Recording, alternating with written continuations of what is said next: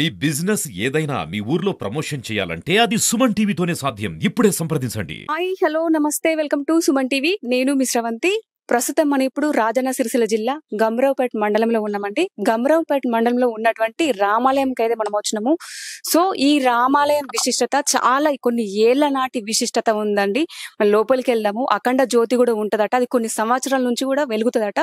So ఆ జ్యోతి గురించి, ఈ రామాలయం గురించి, ఈ గుడి విశిష్టత గురించి కంప్లీట్ గా మనం తెలుసుకునే ప్రయత్నం అయితే చేద్దాం. సో మనం లోపలికి వెళ్దాము, రాముల వారిని దర్శించుకుందాము.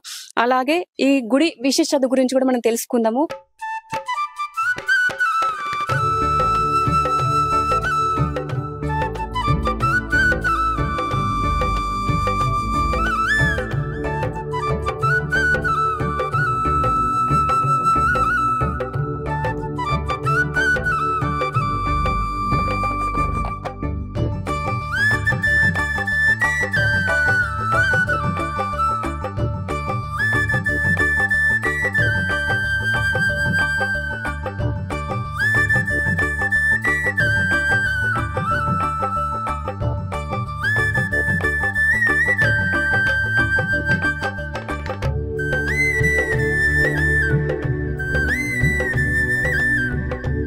మనమైతే ఇప్పుడు గుడి లోపలికి వెళ్దాము. ఫస్ట్ 700 సంవత్సరాల నాటి గుడి అట. పక్కనున్న వాళ్ళు కూడా అంటున్నారు. సో మనతో పంతులు కూడా ఉన్నారు. మనము పంతులు కూడా అడిగి తెలుసుకుందాము. గుడి లోపల కూడా ప్రాంగణం చాలా బాగా ప్రశాంతంగా ఉందండి. అంటే బయట తిరిగి తిరిగి మనం వచ్చినా కూడా గుడి లోపలికి రాగానే చాలా ప్రశాంతత లభిస్తది. రాముల వారి గుడి. సో ధ్వజస్తంభం కూడా చూడొచ్చు. ఇది రాయితో ఉంది. నెక్స్ట్ ఇక్కడ ఇది కూడా రాగితో చేసినటువంటి ధ్వజస్తంభము. రెండు మనకు ధ్వజస్తంభాలు అయితే కనిపిస్తా ఉన్నాయి. సో చూడొచ్చు ధ్వజస్తంభాలను కూడా. రాములవారి ఆలయంలోకి రాగానే ముందుగా మనకు దర్శనం ఇచ్చేది ఆంజనేయ స్వామి. సో చూడొచ్చు మనకి ఇక్కడ ఆంజనేయ స్వామి కూడా మనకు దర్శనం ఇస్తున్నారు. మొత్తం బండరాయితో చేసిన అటువంటి గుడి నిర్మాణం అండి. మొత్తం కంప్లీట్ గా ఒక బండరాయితో. ఎంత బాగుందో చూడండి. చాలా బాగా చాలా చక్కగా నెక్కరు. ఈ స్తంభాలు, ధ్వజస్తంభాలు కూడా చాలా చక్కగా కనిపిస్తూ ఉన్నాయి. ఏ గుడిలో అయినా కూడా కొంచెం డెకరేషన్ తో అట్లా ఇలా చేస్తారు కానీ ఇక్కడ మాత్రం అలా కాదండి. సో ఇది చూడండి, ఇది మొత్తం వుడ్తో చేసింది. మనకు గంట దర్శనం ఇస్తున్నారు. మొత్తం టోటల్ గా చూసుకుంటున్నట్టయితే రాయితో నిర్మించిన గుడి, రాముల వారి గుడి.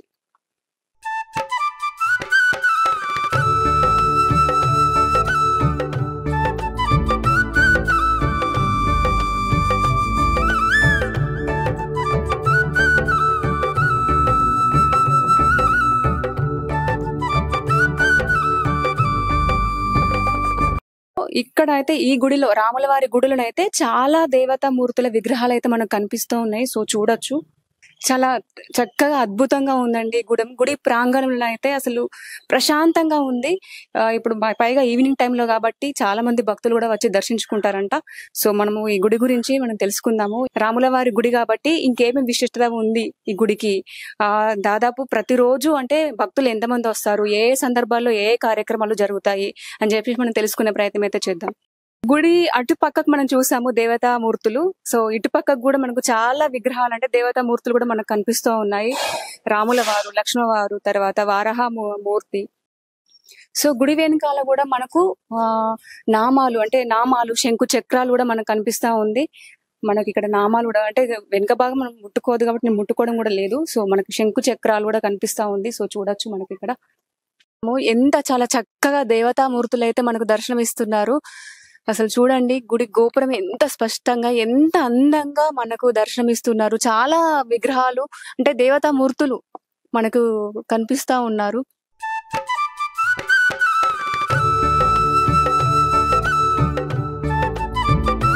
సో మనం లోపలికి వెళ్దాము, స్వామివారిని దర్శించుకుందాము. అలాగే అఖండ జ్యోతిని కూడా దర్శించుకుందాం.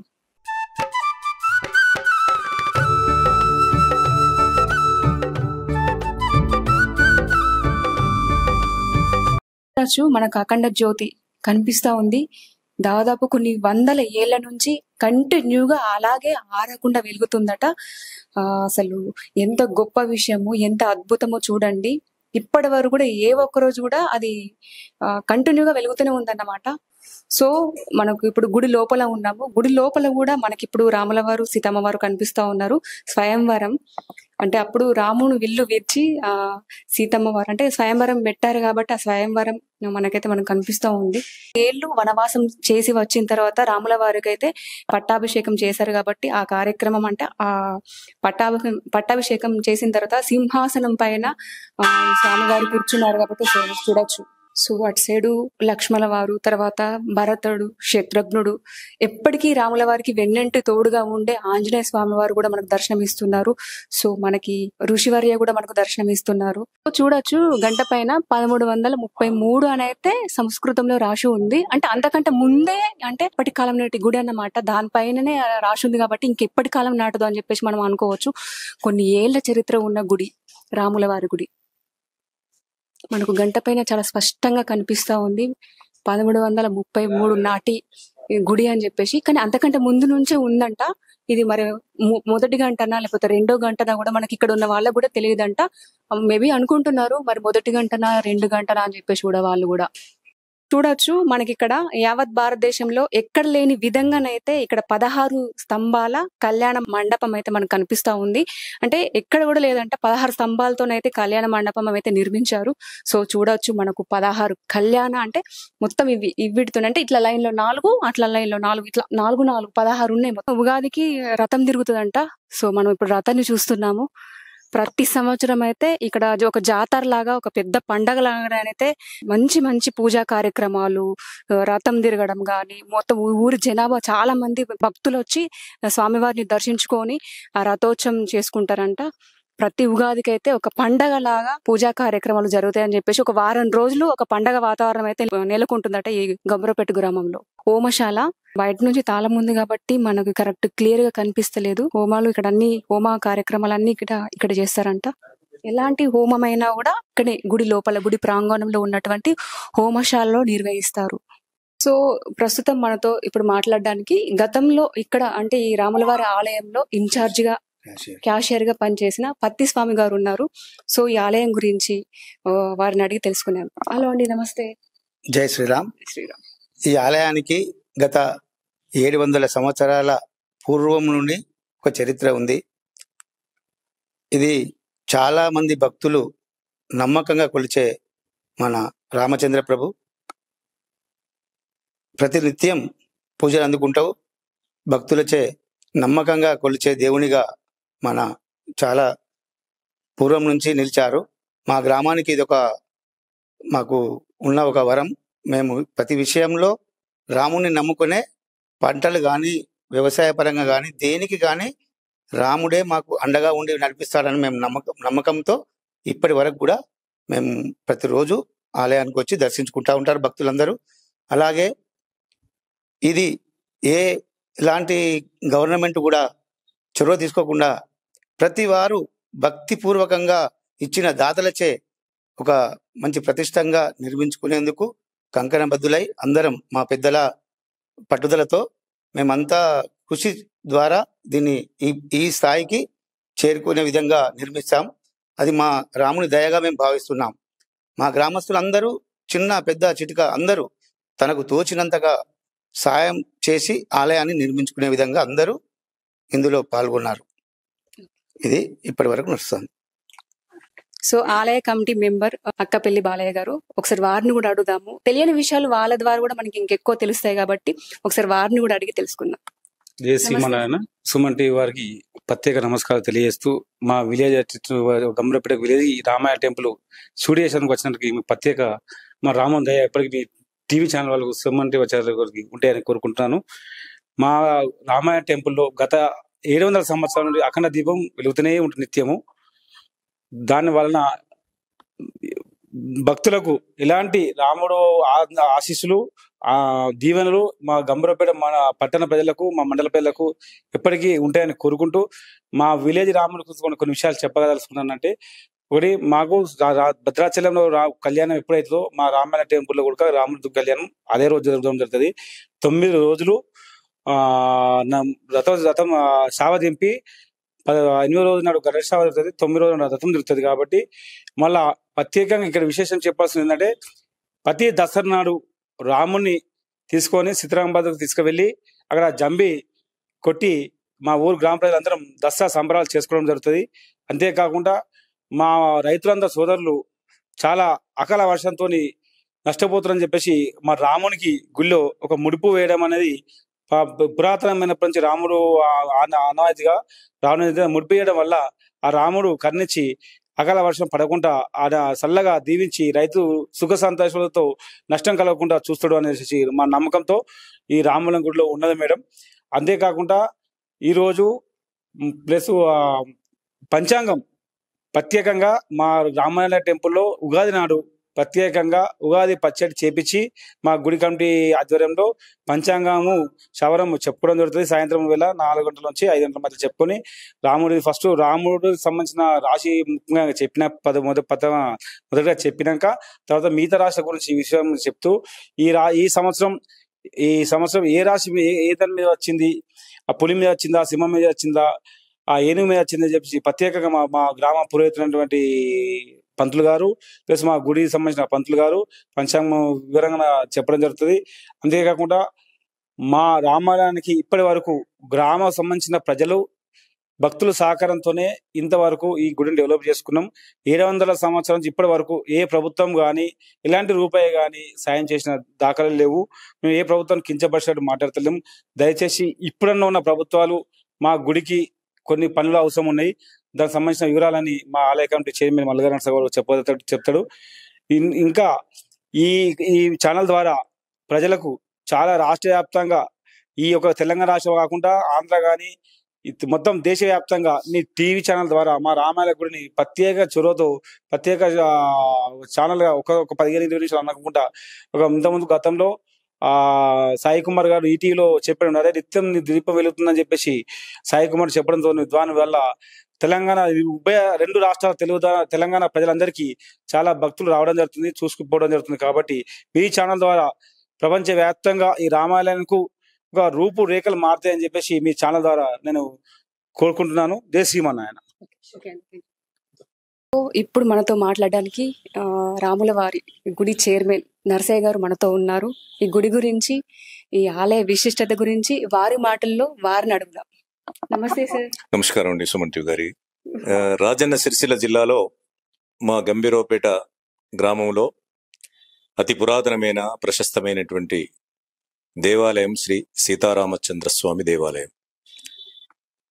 గంటపై ఉన్నటువంటి ఆనవాళ్ళ ప్రకారంగా ఇది సుమారు 700 సంవత్సరాల పైబడి పూర్వమే నిర్మాణం చేయబడిందనేటువంటిది సత్యమైనటువంటి విషయం.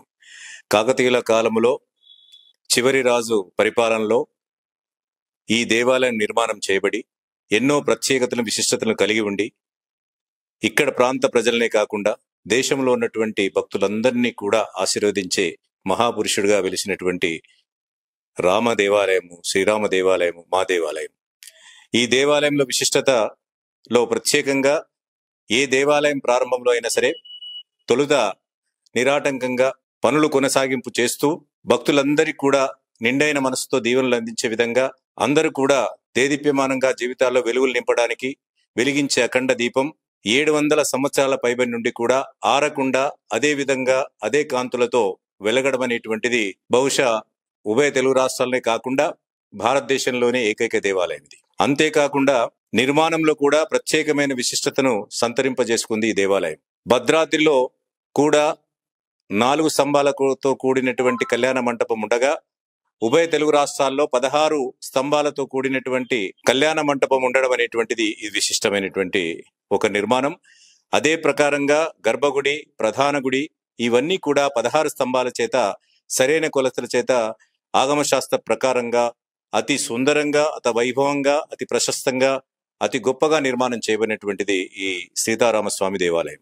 ఎందరో మేధావులు, విద్వాంసులు, పండితులు, పరమ పూజనీయటువంటి భక్తులు అందరూ సమిష్టి ఆలోచనల మేరకు ఆధ్యాత్మిక చింతన కలిగి సదాచారాన్ని, మనకున్నటువంటి సనాతన ధర్మాన్ని కాపాడడానికి ఇలాంటి దేవాలయాన్ని నాటి కాలంలోనే అతి సుస్థిరంగా ఉండే విధంగా నిర్మాణం చేయబడినప్పటికీ చాలా సంవత్సరాల కాలం వలన శిథిలావస్థకు చేరుకున్న సందర్భంలో ఇక్కడ ఉన్నటువంటి భక్తులందరూ కూడా స్వచ్ఛందంగా ముందుకు వచ్చి ఆర్థికంగా అనేక ఇబ్బందులు ఉన్నప్పటికీ కూడా ఆ రాముడి యొక్క కృప వలన, సంకల్ప బలం చేత 17, 18 ప్రాంతంలో పునర్నిర్మాణ కార్యక్రమాలు చేపట్టడం జరిగింది. జీర్ణావస్థకు చేరినటువంటి దేవాలయానికి స్వచ్ఛందంగా ఆర్థికంగా ముందుకు వచ్చిన భక్తుల సహకారం చేత ఈ పునర్నిర్మాణ కార్యక్రమం ప్రారంభించి 8 నెలల 15 రోజుల్లోనే అతివైభవంగా పునర్నిర్మాణ ప్రతిష్ట కార్యక్రమం భద్రాచలం తర్వాత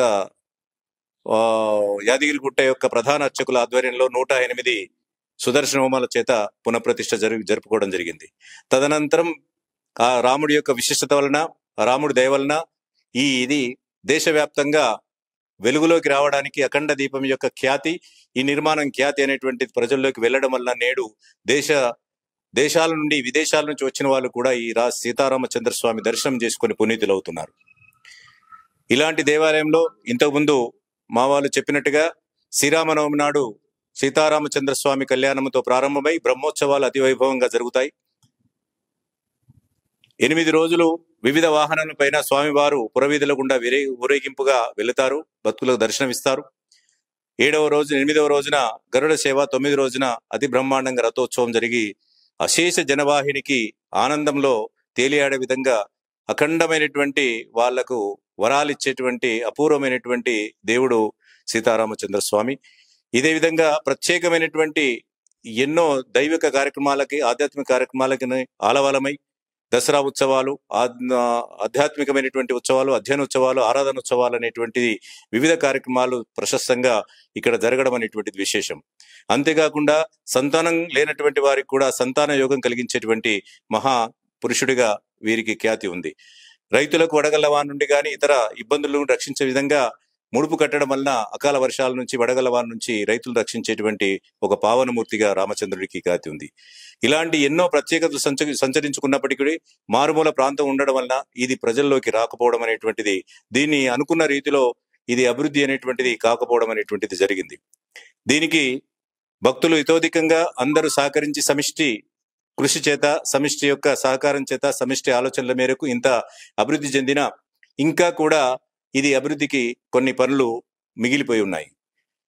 నా దృష్టిలో వేలాది కోట్ల రూపాయలు ఖర్చు పెట్టి అంగరంగ వైభవంగా నూతన దేవాలయ నిర్మాణాలను చేపట్టవచ్చు. ఆ దేవాలయాలు అలంకరణగా, ఒక పర్యాటక క్షేత్రాలుగా లేదంటే ఆహ్లాదం కలిగించేటువంటి ఒక ఆధ్యాత్మిక కేంద్రాలుగా ఉండవచ్చు. కానీ పరిపూర్ణమైనటువంటి దైవత్వంతో కూడి ఆధ్యాత్మిక చింతనతో పరిడవిల్లేటువంటి మహత్తరమైనటువంటి దైవ బలం ఉన్నటువంటి దేవాలయాలు పురాతన దేవాలయాలు మాత్రమే. అవి పర్యాటక కేంద్రాలుగా ఉంటే ఇది ఆధ్యాత్మిక పరిశుద్ధమైనటువంటి ఆధ్యాత్మిక కేంద్రాలుగా ఈ పురాతన దేవాలయాలు ఉంటాయి. కానీ పురాతన దేవాలయాలు పునర్నిర్మాణం అనేటువంటిది అది పూర్వజనం సుకృతంగా భావించేవారు. ఇలాంటి దేవాలయ నిర్మాణంలో పాలు పంచుకున్నట్లయితే, దీనికి వాళ్ళు సహకారాలు అందించినట్లయితే, దీనికి ఏ రకంగా సహకారం అందించినా వేలాది కోట్లతో నిర్మాణం చేయబడిన కట్టబడినటువంటి వచ్చే పుణ్యం కన్నా కూడా దీంతో వచ్చేటువంటి పుణ్యం ఎక్కువ ఉంటుందనేది భావించి చాలా మంది ముందుకు వస్తున్నారు.